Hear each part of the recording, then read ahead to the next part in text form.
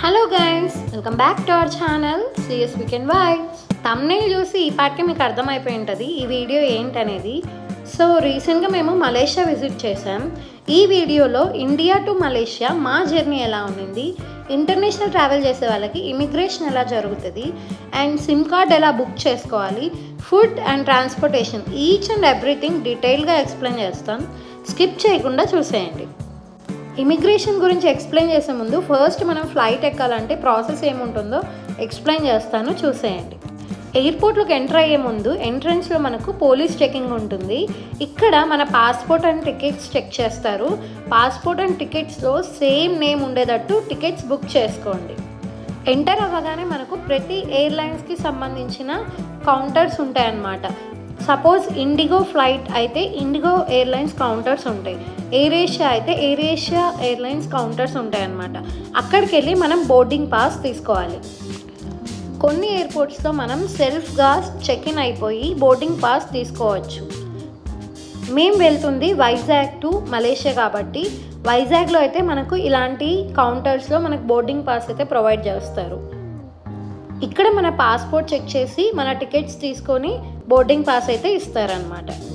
ఒకవేళ మీ దగ్గర check in baggage ఏమైనా ఉంటే ఇక్కడే డ్రాప్ చేసేయాలన్నమాట. ఈ కౌంటర్స్ దగ్గరే మన దగ్గర ఉండే check in bag hand over చేసేయాలి. మీరు check in bag hand over చేసే ముందు ఇలా వ్రాపింగ్ చేయించుకోండి. ఎందుకంటే చెక్ ఇన్ బ్యాగేజెస్ మనకి ఎలా అంటే అలా పడేస్తారనమాట. సో లోపల ఏమైనా వస్తువులు డ్యామేజ్ అయ్యే అవకాశం ఉంటుంది.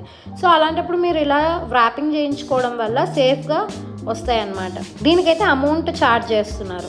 బోర్డింగ్ పాస్ ఇలా ఉంటుంది. ఇందులో మన గేట్ నెంబర్ జోన్ ఉంటుంది అనమాట. బోర్డింగ్ పాస్ తీసుకున్న తర్వాత మనం ఇంటర్నేషనల్ డిపార్చర్స్ అనే సైడ్ వెళ్ళిపోవాలి.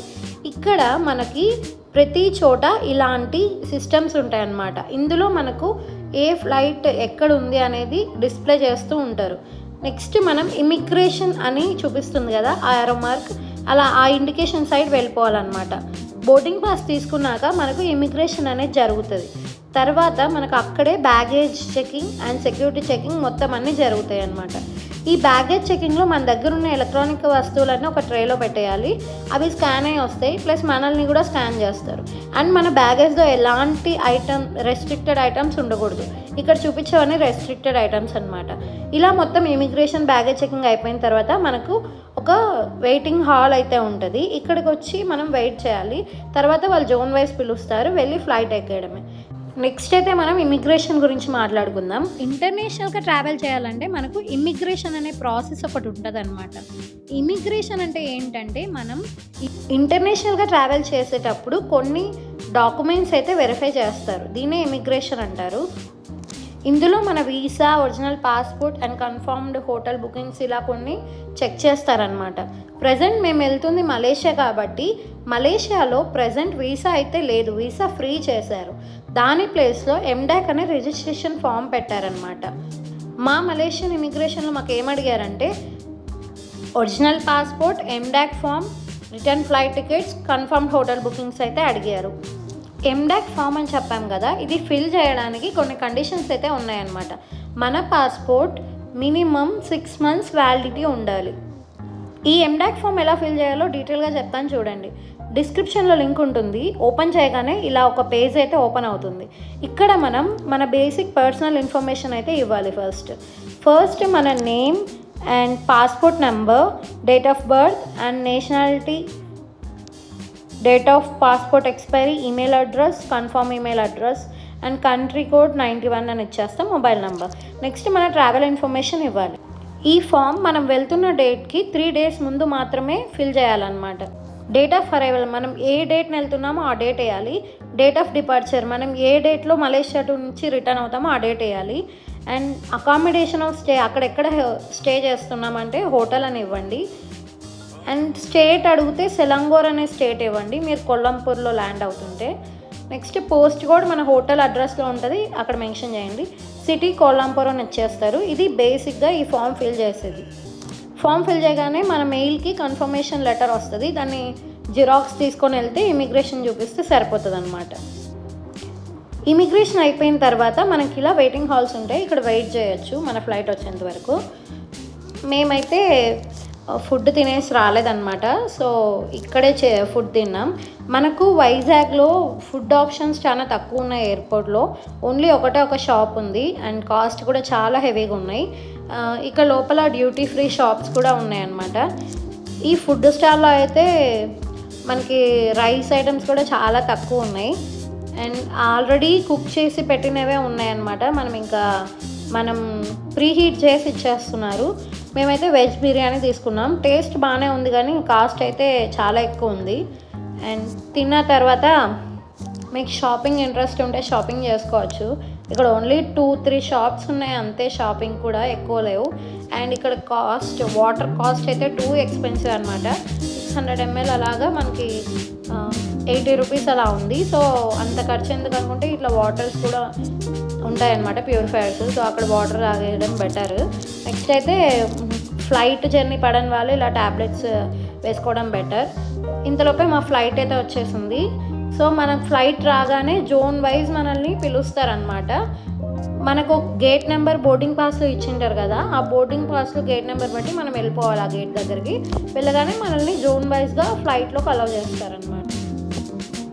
మేము మలేషియా వెళ్ళడం ఇదే ఫస్ట్ టైం. ఫుల్ ఎగ్జైటెడ్తో అయితే వెళ్తున్నాం. అండ్ లోపల ఫ్లైట్ ఎలా ఉంటుంది ఏంటి అనేది నెక్స్ట్ చూసేయండి.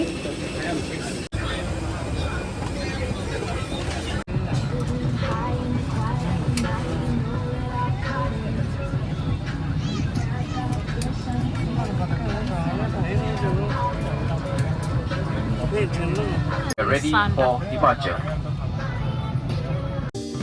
ఇంకా ఫ్లైట్ స్టార్ట్ అయ్యే ముందు మనకు ఆక్సిజన్ అయితే వదులుతారనమాట. దాంతోపాటు ఎయిర్ హోస్టెస్ ఇలా మనకు సేఫ్టీ ప్రికాషన్స్ అయితే చెప్తారు. ఇది కూడా ఖచ్చితంగా వినండి, ఎందుకని వదిలేయద్దండి. సిచ్యువేషన్స్ ఎలా ఉంటాయి మనం చెప్పలేం కదా ఒక్కొక్క టైంలో. ఫుడ్ ఏమైనా మీకు ఆకలి వేస్తే ఫ్లైట్లో కూడా అవైలబుల్లో ఉంటాయి. బట్ మాకు ఇక్కడ రింగెట్స్లోనే పే చేయాలని చెప్పారు. ఇంకా మా చైర్స్ అయితే ఇలాంటి ఒక మ్యాగజైన్ అండ్ ఒకటి మెన్యూ అయితే పెట్టారనమాట. ఏమైనా ఆర్డర్ చేసుకోవాలంటే ఆర్డర్ చేసుకోవచ్చు. ఈ మెన్యూలో మొత్తం మలేషియాకి సంబంధించిన ఫుడ్డే ఉంది. మన ఆంధ్ర ఇండియాకి సంబంధించిన ఫుడ్ అయితే అస్సలు లేదు. బట్ టీ, కాఫీ అలాంటివి అయితే అవైలబుల్లో ఉన్నాయి. నెక్స్ట్ ఇలాంటి ఒక బ్యూటీ మ్యాగజైన్ అయితే ఇచ్చారు. ఇది ఎయిర్ సిక్నెస్ బ్యాగ్ అనమాట. ఎవరికైనా వామిటింగ్ ఫీలింగ్ అలా ఉంటే ఈ బ్యాగ్లో చేసుకోవచ్చు అనమాట. ఇంకా మా ఫ్లైట్ టేకాఫ్కి అయితే రెడీ అయిపోయిందనమాట. చూస్తుండగానే ఇంకా టేకాఫ్ అయిపోయింది. అలా కాసేపు రెస్ట్ తీసుకున్న తర్వాత మలేషియాలో అయితే ల్యాండ్ అయిపోయినాం. చాలామందికి ఒక డౌట్ వస్తుంటుంది, మనం వెళ్ళే కంట్రీ టైం మనకు ఎలా తెలుస్తుంది అనేసి. మనం ఫ్లైట్లో ఉన్నప్పుడు మన మొబైల్ని ఫ్లైట్ మోడ్లో ఉంచుతాం కదా. సో మనం ల్యాండ్ అయిన తర్వాత ఆ కంట్రీ యొక్క టైమే మనకు చూపిస్తుంది మొబైల్లో. ఎందుకంటే మన మొబైల్స్ అన్నీ డిజిటల్ కాబట్టి. అండ్ అనలాగ్ వాచెస్ కానీ అలాంటివి ఉంటే చూపించదనమాట, మనమే సెట్ చేసుకోవాలి టైం. అండ్ దిగ్గానే ఫస్ట్ అయితే ఇమిగ్రేషన్కి వెళ్ళిపోవాలి. ఎయిర్పోర్ట్లో ప్రతి చోట ఇలాంటి ఒకటి ఉంటాయి అన్నమాట. మనం దాని మీద నిలబడితే అదే తీసుకెళ్ళిపోతుంది నడవలేని వాళ్ళ కోసం. అండ్ ఇక్కడ ఈ వాటర్ అయితే కోన్ షేప్లో ఉన్నాయి, చూడడానికి చాలా ఇంట్రెస్టింగ్ ఉన్నాయి. ఈ ఇమిగ్రేషన్లో అయితే మాకు confirm hotel booking, return flight tickets అడిగారు, ఇండెక్స్ ఫామ్ అడిగారు. నెక్స్ట్ మనం ఏ కంట్రీకి వెళ్ళినా కూడా అక్కడ సిమ్ అనేది చాలా ఇంపార్టెంట్. మన సిమ్ అయితే అస్సలు వర్క్ అవ్వవు. సో ఇక్కడ మనం ఖచ్చితంగా సిమ్ తీసుకోవాలి. మేమైతే మలేషియాలో సర్చ్ చేస్తే డిజీ అండ్ సెల్కామ్ అయితే బెస్ట్ సిమ్స్ అని చెప్పారు. ఇవి మేము ఇండియా నుంచి క్లూక్ అనే యాప్ నుంచి బుక్ చేసుకున్నాం. ఇందులో సర్చ్ బార్లో మలేషియా సిమ్ అని సర్చ్ చేయగానే మనకు సిమ్స్ అయితే చూపిస్తుంది. ఇవన్నీ మలేషియాలో ఉండే సిమ్స్ అనమాట.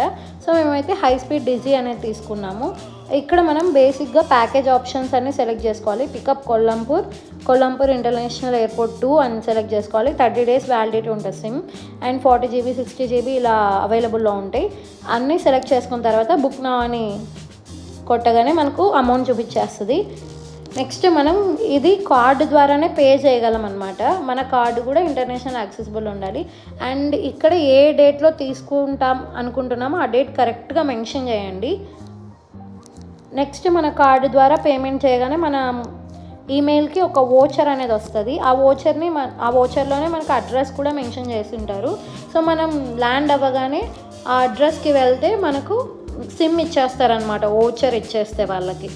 ఇదైతే మలేషియాలో టెర్మినల్ 2లో ఉంది. నెక్స్ట్ ఫుడ్ విషయానికి వస్తే ఎయిర్పోర్ట్లో 7-Eleven అనే షాప్స్ ఉంటాయి. ఇందులో అన్నిటితో కంపేర్ చేస్తే కొంచెం రీజనబుల్ ప్రైస్కి దొరుకుతాయి అన్నమాట. ఇందులో ఇన్స్టెంట్ ఫుడ్ దొరుకుతుంది. ఆల్రెడీ ఫుడ్ తయారు చేసి పెట్టింటారు. మనం ఇక్కడ ఓవెన్స్ ఉంటాయన్నమాట. ఆ ఓవెన్లో మనం ప్రీహీట్ చేసుకొని తినేయడమే. మలేషియన్ కరెన్సీ రింగెట్స్ అంటారు. ఇక్కడ మనం ఏది కొన్నా కూడా రింగెట్స్లోనే పే చేయాలన్నమాట. మేమైతే వెళ్ళగానే ఒక కాఫీ అయితే తీసుకున్నాం. ఈ కాఫీ అరౌండ్ 4 రింగెట్స్ పడింది, మన ఇండియన్ రూపీస్లో అరౌండ్ 70 రూపీస్ అలాగా.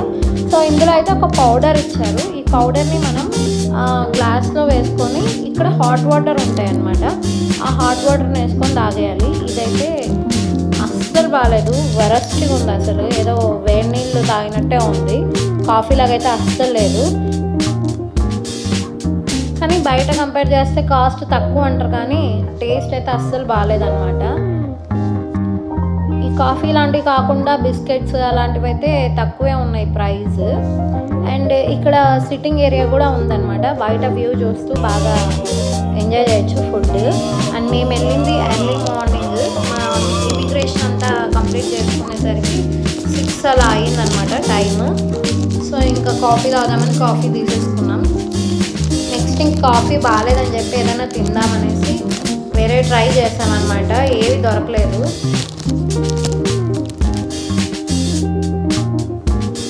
ఇక్కడే ఇది రెడీ టు ఈట్ అని కనిపించాయి కొన్ని. ఇక్కడ ఓన్లీ శాండ్విచెస్ మాత్రమే ఉన్నాయి. ఇందులో కూడా మనకు తెలియనివన్నీ ఉన్నాయి రకరకాలవి.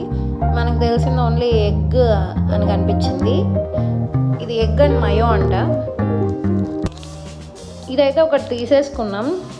ఇక్కడ ఏంటంటే దీని మీద కొన్ని కోడ్ ఉంటుంది అనమాట. ఆ కోడ్ని మనం మైక్రో ఓవెన్లో ఎంటర్ చేస్తే ఇది కుక్ అయిపోతుంది. దీని మీద ప్రెస్ బటన్ నెంబర్ 2 అని ఉంది కదా. సో ఆ ఓవెన్లో పెట్టి నెంబర్ 2 అనే బటన్ ప్రెస్ చేస్తే ఇది హీట్ అయిపోతుంది. ఇది ఎగ్ అని ఉంది, ఏదో బాగుంటుందిలే బ్రేక్ఫాస్ట్ అనుకున్నాం, కానీ టేస్ట్ అయితే అస్సలు బాగాలేదు. మనం పెట్టగానే అది సెకండ్స్ అన్నీ ఆన్ అయిపోయి ఇది తయారైపోతుంది అనమాట. ఈ నియో కార్డ్ అయితే మాకు చాలా బాగా వర్క్ అయింది. ఇక్కడ జస్ట్ ఇలా ట్యాప్ చేసి పే చేసేయచ్చు. ఈ కార్డ్ గురించి డీటెయిల్స్ కావాలంటే కామెంట్ బాక్స్లో కామెంట్ చేయండి, సపరేట్గా వీడియో చేసి పెడతాం. ఇంకా ఈ ఫుడ్ విషయానికి వస్తే ఇది పరమ దరిద్రంగా ఉంది. అస్సలు కుక్ అవ్వలేదు లోపల. పచ్చి ఎగ్ ఎట్లా ఉంటుందో అట్లే ఉందన్నమాట. నెక్స్ట్ ఇంకా ట్రాన్స్పోర్ట్ విషయానికి వస్తే మలేషియాలో 3 టైప్స్ ఆఫ్ ట్రాన్స్పోర్టేషన్ ఉంది. ఒకటి బస్, ట్రైన్ అండ్ ట్యాక్సీ అనమాట. ట్యాక్సీని ఇక్కడ గ్రాబ్ అంటారు. ఈ గ్రాబ్ అనే యాప్ ఉంటుంది. ఇందులో మనం ట్యాక్సీ బుక్ చేసుకోవచ్చు. ఈ గ్రాబ్ యాప్లో ట్యాక్సీతో పాటు మనకి ఫుడ్ అండ్ గ్రాసరీస్ కూడా బుక్ చేసుకోవచ్చు అనమాట.